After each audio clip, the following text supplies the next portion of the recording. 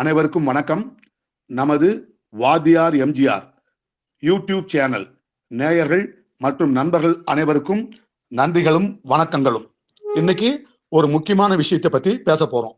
தமிழ்நாட்டில் இன்று நேற்று நாளை இப்படி 2 நாட்களும் வாக்காளர்களுடைய சேர்த்தல், நீக்கல் மற்றும் திருத்தல் இந்த 3க்கான பணிகளை இந்திய தேர்தல் ஆணையம் அறிவிச்சிருக்குதுங்க. இது மிக முக்கியமான பணிங்க. இந்த பணியில நம்ம கவனக்குறைவா இருந்துட்டோம் சொன்னா நாம 2026 தேர்தலுக்கு போகும்போது நமக்கு அதுவே ஒரு பின்னடைவை ஏற்படுத்தும். தயவு செய்து பூத்துக்கு போறவங்க இதை தெளிவா தெரிஞ்சுக்கிட்டு உள்ள போங்க.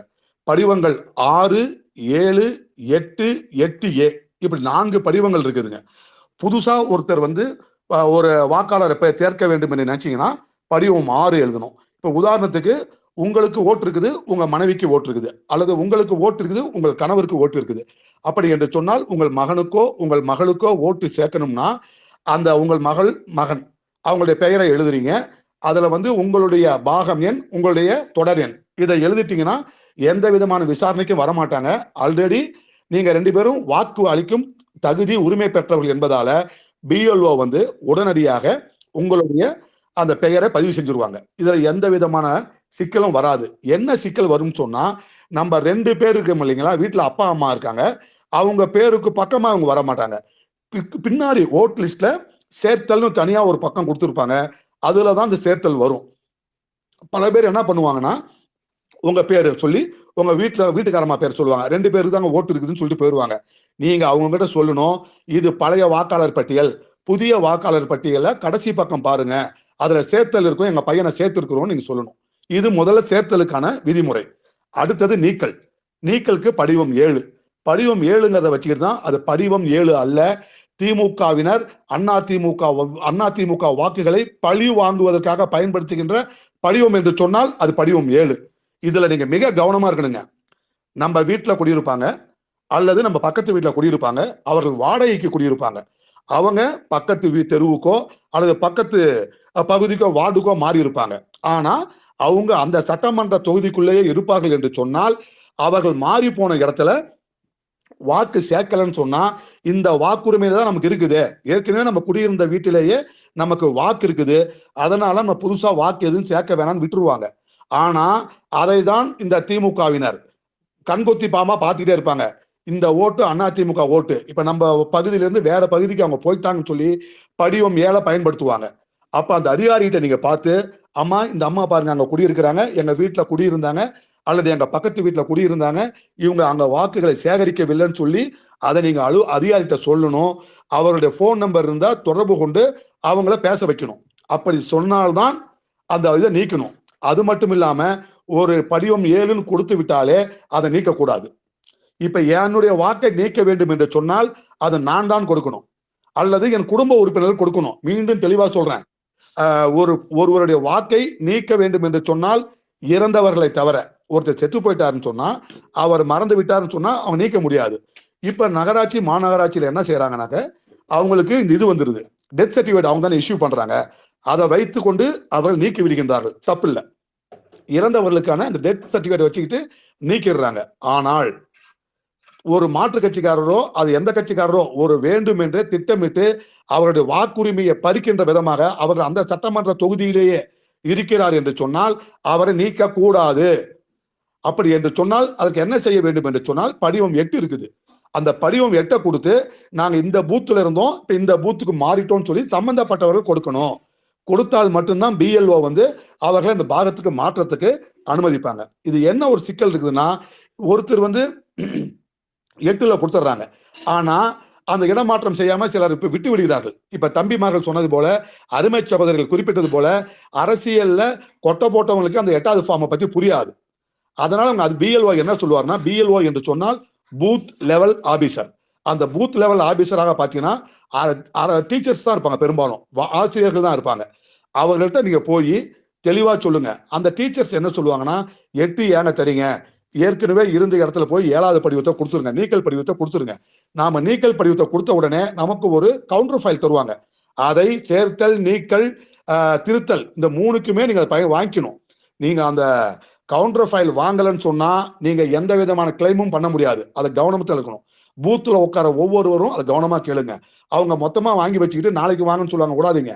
உட்கார்ந்து இருந்து சாயந்தரம் எத்தனை மணிக்கு வரும்னு சொல்லி அந்த கவுண்டர் ஃபைலை வாங்குங்க. சிலர் என்ன சொல்லுவாங்கன்னா, எங்க பாகத்திலிருந்து நீ நீக்கிட்டு இப்ப இருக்கிற பாகத்தில் போய் 6வது படிவம் கொடுத்து சேர்த்துக்குவான்னு சொல்லுவாங்க. அதுவும் நல்ல வழிமுறை தான். ஏன்னா நம்ம 7 நீக்கிட்டோம், அதை கொண்டு போய் அங்க கொடுத்தோம்னா அவங்க ஈஸியா இருக்கும் சேர்க்கறதுக்கு. சிலர் என்ன செய்வாங்கன்னா, இந்த 7 வச்சு நீக்க மாட்டாங்க. பழைய இடத்துல இருக்க வாக்குகளை நீக்க மாட்டாங்க. ஆனா புதுசா இடத்துக்கு போய் அங்க போய் சேர்ப்பாங்க. அது அப்ப சிரமமாயிடும். அப்ப 2 இடத்துல வாக்கு வந்துடும். ஆகவே இப்ப அதுக்கு தான் ஆதார் அட்டையை இணைக்க சொல்றாங்க. ஆதார் அட்டையை இணைக்க சொல்வதற்கு காரணமே இப்ப உடனடியாக 2026 மாதத்தில் வராது. பிற்காலத்துல 2029, 31 தேர்தல்கள் வரும் பொழுது ஈஸி ஆயிடும். இன்னும் நான் சொல்றேங்க, அந்த பூத் ஏஜென்ட்களுக்கே வேலை இருக்காது. ஏன் என்று சொன்னால் ஆதார் நம்பர் கொடுத்தா ஒருத்தருக்கு ஒரு ஆதார் நம்பர் தான். அப்படி என்று சொன்னால் ஒருத்தருக்கு ஒரு வாக்குரிமை தான் என்பது வந்துவிடும். இது எல்லாம் வந்து மிக கவனமாக நுணுக்கமாக செய்ய வேண்டிய வேலைகள். அப்படி இருந்தும் நம்ம இல்லாத நேரத்துல இப்ப நீங்க சொன்ன டவுட் தாசில்தார் ஆபீஸ்லயோ அல்லது அங்க இங்க தவறு நடக்கும் என்று சொன்னால் நடக்கவே நடக்காது.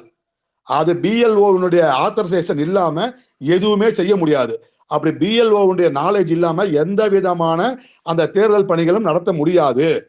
அப்படி பிஎல்ஓ சரிவர அவர் பணியாற்றவில்லை என்று சொன்னால் அந்த பிஎல்ஓட்ட கேளுங்க, அம்மா உங்க சூப்பர்வைசர் நம்பர் கொடுங்கன்னு சொல்லுங்க. சார் உங்களுடைய சூப்பர்வைசர் நம்பர் கொடுங்கன்னு சொன்னாவே அவங்க அமைதியாயிருவாங்க. இதை தெளிவா நீங்க பேசணும். இதை நீங்க பேசினால்தான் இவங்க விஷயம் தெரிஞ்சவங்க. நீங்க வந்து எம்எல்ஏ கிட்ட பேசுறேன், எம்பி கிட்ட பேசுறேன், அமைச்சர்கிட்ட பேசணும்னு சொன்னா பயப்பட மாட்டாங்க. உங்களுடைய சூப்பர்வைசர் நம்பர் கொடுங்க அப்படின்னு சொன்னாவே அவங்க மறந்துக்குவாங்க. இல்லைன்னு சொன்னாமா நாங்க வழக்கு நீதிமன்றத்துக்கு போறோம்னு சொல்லுங்க. பயப்படாதீங்க. போன நாடாளுமன்ற தேர்தலில் கடைசி நேரத்தில் பல தொகுதியில் கண்டுபிடிச்சாங்க அதிமுக ஆதரவு வாக்குகள் பல இடங்களில் நீக்கப்பட்டிருந்தது. ஆனா இப்ப நாங்க சேலம் மாவட்டத்தில் இருக்கிறோம். நாங்கெல்லாம் பூத்துல கரெக்டா இருந்ததுனால எங்ககிட்ட அந்த வேலை நடக்கல. நாங்க அருமை சகோதரர்கள் குறிப்பிட்டது போல நான் கிராமம் மாதிரி நாங்க வச்சிருக்கிறோம். நாங்க போனாவே அவங்க தெரியும் வேலண்ணா வந்துட்டாரு, அப்படி அதிமுக ஓட்டு என்னன்னு எங்களுக்கு தெரியும். அப்படி இருந்தும் சில வாக்குகள் மாறி இருக்குது, அது அப்ப நாங்க பாத்துக்கிறோம். ஆனால் இது வந்து பேசிக்கான வேலை. படிவம் 6 என்பது சேர்த்தல். இப்ப உங்க வீட்டுல ஒருத்தர் இருக்கார், அவருக்கு வந்து இப்ப வயசு பாத்தீங்கன்னா ஒரு 17 வயசு 2 மாசம் இருக்குதுன்னு வச்சுக்கோங்க. அப்ப வர ஜனவரியில வந்து அவருக்கு வந்து 18 வயசு நிறைவடையும் என்று சொன்னால் அவருடைய வாக்குகளை நீங்க சேர்க்கலாம். தயவு செய்து மிக மிக மிக கவனமாக இருக்க வேண்டிய இடம் இதுதாங்க. இங்க மட்டும் நீங்க கவனமா இருந்துட்டீங்கன்னாவே நம்முடைய வெற்றியில 10 to 15% நாம வெற்றியை உறுதி பண்றோம். எப்படி என்று சொன்னால் புதிய வாக்காளர்கள் சொன்னா எனக்கு தெரிஞ்சு படிவம் 6க்குலாம் அதிகமா வேலை இருக்காது. புதிய வாக்காளர்கள் சேர்ப்பதுதான் நமக்கு வந்து இந்த படிவம் 6க்கு வேலை. அந்த புதிய வாக்காளர்கள் யாரா இருப்பாங்க? 18 வயது நிறைவு பெற்றவர் இருப்பாரு, இல்ல 18 வயது கூடிய விரைவில் நிறைவு செய்யக்கூடியவர்கள் தான் இருப்பாங்க. அப்படி என்று சொன்னால் அந்த புதிய வாக்காளர்களுக்கு நமக்கு ஒரு அறிமுகம் ஏற்படுது. நான்லாம் வந்து ஒவ்வொரு வீட்டிலும் இப்ப எனக்கு தொடர்பு இருக்கிறதுனால, தொடர்புனா பழக்க வழக்கம் இருப்பதால அந்த பசங்க என்ன சின்ன வயசுல பார்த்துட்டு வராங்க. ஆகவே அவங்க சொல்லுவாங்க, என்னை பார்த்துட்டாவே அண்ணன் வேல்முருகன் அண்ணன் வந்துட்டாரு, மாமா வந்துட்டாரு, வேல்மு மாமா வந்துட்டாருன்னு சொல்லி நம்ம நான் யார் எந்த கட்சி என்பது அவங்களுக்கு தெரியும். அதுபோன்று நம் முகத்தை பரிச்சயமாக்குங்கள். அருமை சகோதரி குறிப்பிட்டது போல நான் பேரை சொல்ல தவிர்ப்பதற்கு வேற என்ன காரணம்னா இது ரெக்கார்டிங் ஸ்பேஸ் என்பதால. அப்படி ஒவ்வொருவரும் கவனமாக இருந்து அந்த புதிய வாக்காளர்கள் வந்து உங்க முகத்தை வந்து பதிவு பண்ணி ரெஜிஸ்டர் பண்ணுங்க.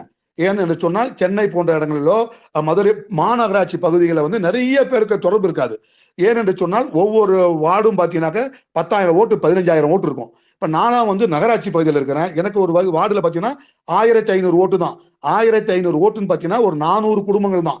400 வீட்டுக்கு நான் காலையில 200 வீடு, மதியம் 200 வீடு ஏறி இறங்கினா எனக்கு அந்த குடும்பங்கள் அறிமுகம் ஆயிடும். ஆனால் நீங்கள் 10,000 முதல் 15,000 வாக்குகள் உள்ள பகுதிகளை பணியாற்றக்கூடிய நீங்கள் ரெகுலர் ப்ராசஸா வச்சுக்கணும். வைத்து கொண்டிருந்தால் மட்டும்தான் நம்மால் சக்சீட் பண்ண முடியும். இதை நாம் செய்ய தவறுகிறோம். ஆனா அதை வந்து இன்னைக்கு ஆளுங்கட்சி நம்முடைய எதிர்கட்சியா இருக்கிறவன் தொடர்ந்து செய்யறான். அவன் அந்த இடத்துல தெளிவா இருக்கிறான். அதை நாம விட்டுவிடக்கூடாது. தயவு செய்து கவனமாக பணியாற்றுங்கள். இந்த பணிதான் தேர்தல் ஜனநாயகத்தோட முதல் பணி. புதிய வாக்காளர்களுக்கு நீங்க எந்த கட்சின்னு கூட அவங்க தெரிய வேணாம், உங்க மூஞ்சி தெரியணும். உங்களுக்கு இந்த மூஞ்ச பார்த்தா இந்த அண்ணன் தான் எனக்கு வந்து ஃபார்ம் கொடுத்தாரு, சேர்த்து கொடுத்தாரு, இந்த அண்ணன் எனக்கு தெரியும் அப்படின்னு உங்களுக்கு தெரிகிற அளவுக்கு முதல்ல பண்ணிக்கங்க. அதற்கு பிறகு தேர்தல் வருகின்ற பொழுது அவர்கள் வீட்டுக்கு நாம் சென்று பேசி நம்ம நலத்திட்டங்களை பற்றி பேசுவது என்பது செகண்டரி. இந்த முதல் கட்ட பணியை மிக சிறப்பாக செய்யும் பட்சத்தில் நம்முடைய வெற்றியை நாம் உறுதி செய்வதற்கு ஒரு 10 to 15% கன்ஃபார்மா உறுதியாயிடும். அதே போல நல்லா சொல்றேன் பாத்துங்க, அந்த சில பேர் உணர்ச்சிகரமா பேசி வாக்குகளை மாற்றிக்கிட்டு இருக்கிறான். அந்த வாக்குகள் மாறாமல் இருக்க வேண்டும் என்று சொன்னால் அந்த இளைஞர்கள் இடத்துல நம்முடைய இப்ப நம்ம தான் யூடியூப் சேனல் ஆரம்பிச்சிட்டோம். நம்முடைய பேச்சுக்களை கொண்டு போய் கொடுங்க, போடுங்க. ஃப்ரீயா இருக்கும்போது நம்ம உங்க வீட்டிலே வச்சு சவுண்டா வச்சு விடுங்க. அப்படிதான் நம்முடைய இதை கொண்டு போகணும். நம்ம கிட்டையும் ஆணித்தரமாக பேசக்கூடியவர்கள் இருக்கிறார்கள். நாம் ஆணித்தரமாக மட்டுமல்ல, ஆதாரத்தோடும் பேசுகிறோம். நாம் பொய் சொல்லவில்லை, உண்மையை சொல்கிறோம். இத்தனை நாளா உண்மையை சொல்லாம விட்டுட்டோம். அதனால எவனோ நாம செய்ததை எல்லாம் அவர்கள் செய்ததாக சொல்லி நம்ம வாக்குகளை பிரிக்கிறார்கள். அந்த இடத்திற்கு நீங்கள் அவர்களை அனுமதிக்க கூடாது என்று சொன்னால் இந்த பணி மிக முக்கியமான பணி. படிவம் 6, படிவம் 7, படிவம் 8 இது தொடர்பாக உங்களுக்கு எந்த சந்தேகம் வந்தாலும் என்னை தொடர்பு கொள்ளுங்க. யார் தொடர்பு கொண்டாலும் அவர் எந்த தொகுதியாக இருந்தாலும் அதை பற்றி நீங்க கவலைப்படாதீங்க. உங்களுக்கான அனைத்து தகவல்களையும் நான் சொல்றதுக்கு தயாரா இருக்கிறேன். இது அதிமுக ஆட்சி பீடத்தில் அமர்வதற்கான முதல் பணி, தலையாய பணி. இதை ஒவ்வொருவரும் சிறமேற்கொண்டு செய்ய வேண்டும் என்று கேட்டுக்கொண்டு விடைபெறுகிறேன். நன்றி, வணக்கம், வாழ்த்துக்கள். வெல்லட்டும் அனைத்து இந்திய அண்ணா திராவிட முன்னேற்ற கழகம். 2026 அமையட்டும் அதிமுகவின் ஆட்சி அண்ணன் எடப்பாடியார் தலைமையில் என்று கூறி விடைபெறுகிறேன். வெல்லட்டும் ஜனநாயகம். வாழ்க, வணக்கம்.